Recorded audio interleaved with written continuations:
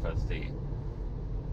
You know, it's great that like back there, it figured that turn out. But again, from the driver's position, that was very disconcerting.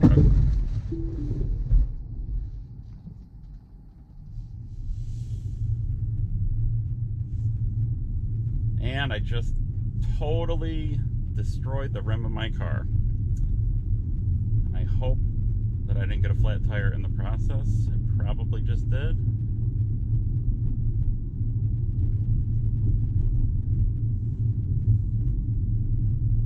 I'm almost positive I did. We'll see. Well, that was fun.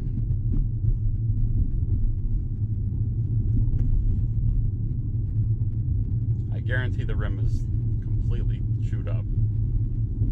I hope that came through on the video, but you can see it clip the corner.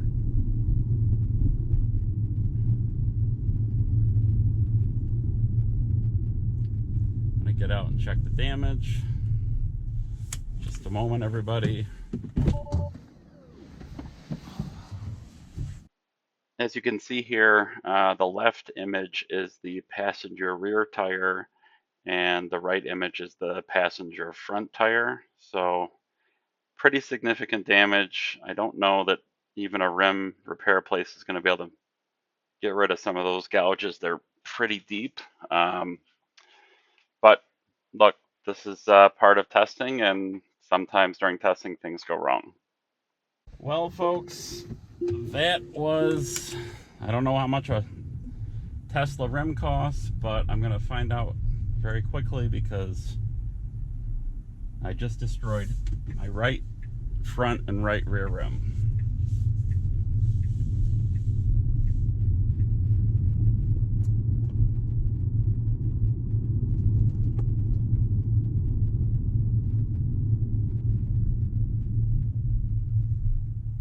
No big deal, it's just money. And oddly enough, or funny enough, I had actually clipped, like curved my rim parking in New York City last year on the side of the road, so I was gonna have to replace the front right one anyway, but that was a pretty hard hit on the car. I'm actually surprised I didn't puncture a tire. And that's probably going to end our drive for the night. It's a perfect example of why we are still, this is still a beta. It's still being tested, and you have to be extra vigilant. Back there, I thought that I was going to give it, you want to try to give it as much leeway as possible and give it the opportunity to correct itself. I should have intervened a little bit sooner there, because now I am on the hook for probably $500 or $600 for new rims for the right-hand side of the car. So I'm gonna have to get home and order those. But that was an excellent example of that this is not, ready for prime consumption. I see a lot of people on Twitter. And look, I was one of those people before I got accepted into the beta program. I said to myself, well, I'll make the decision. I'm a good driver. I know how autopilot works. I will let me decide if I want to use FSD Beta or not. And I can tell you that I have a completely different feeling about it now that I have it. This is not ready for public wide release. That situation right there, okay, frustrating, right? The car's, I've got all this 2 damaged rims that I'm going to have to order new ones. They're chewed up so bad that I can't even have them fixed, have the rims fixed. But that's trivial, right? That's not a big deal. But there's other situations where the car, when making left turns or right turns even, where it's not pulling out far enough and it's kind of just shooting into the intersection, It's just, that's not safe.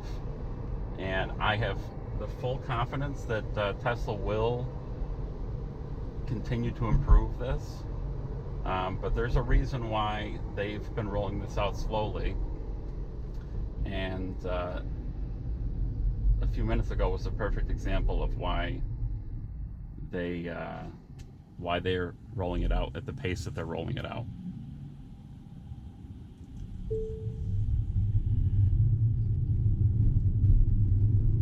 I was going to order a new camera today. I wanted to get a 360 camera to put on the top of the car so that I could get some better views. But I think now I'm going to hold off. I may not actually get new rims right now because in our area we only have another couple weeks of nice weather before it starts to snow.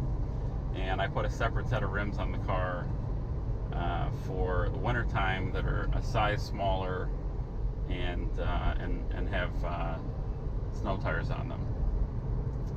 So it might not make any sense to run right out and replace the rims right now, especially because I plan on continuing to test the FSD, and I suspect that curb hitting will not be the first. It won't be the last time that happens, and so it might just make more sense to just leave the chewed up rims on there, as nasty as they're going to look from the outside. But I thank everyone for coming along with me on this ride this morning.